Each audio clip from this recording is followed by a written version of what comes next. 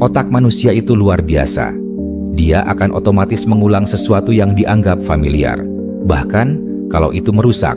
Itulah kenapa banyak orang susah lepas dari kebiasaan buruk.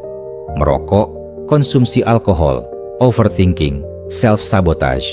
Karena lama-lama, itu jadi default setting kita.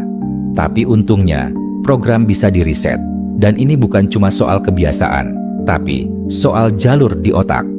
Otak kita punya kemampuan yang disebut neuroplasticity, yaitu kemampuan untuk membentuk dan memperkuat jalur baru.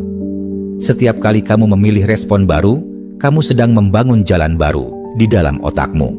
Semakin sering kamu melakukannya, semakin kuat dan otomatis ia akan menjadi. Inilah sebabnya kenapa kebiasaan baru itu berat di awal, tapi lebih mudah seiring waktu. Contohnya, kamu tahu kalau scrolling TikTok sampai malam bikin kamu nggak bisa bangun pagi. Tapi setiap malam tanganmu tetap cari ponsel. Itu bukan karena kamu nggak punya niat, tapi karena tubuhmu udah terbiasa cari hiburan buat nutup rasa kosong sebelum tidur. Tenang, kamu bisa berubah. Bahkan, kebiasaan yang sudah kamu lakukan selama bertahun-tahun tetap bisa diubah.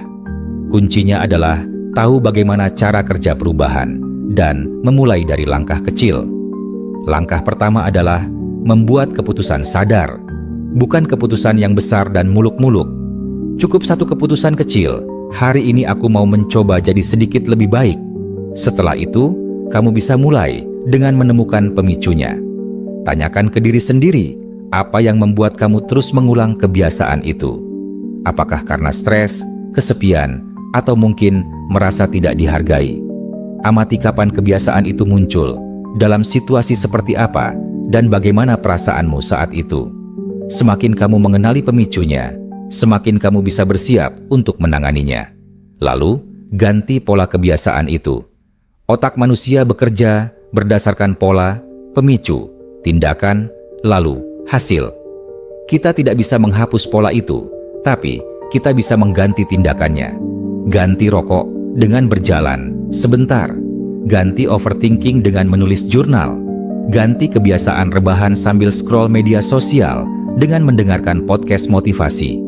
Pilih pengganti yang mudah dilakukan, menyenangkan, dan tetap memberi rasa lega. Tapi kamu juga harus memberi ruang untuk gagal.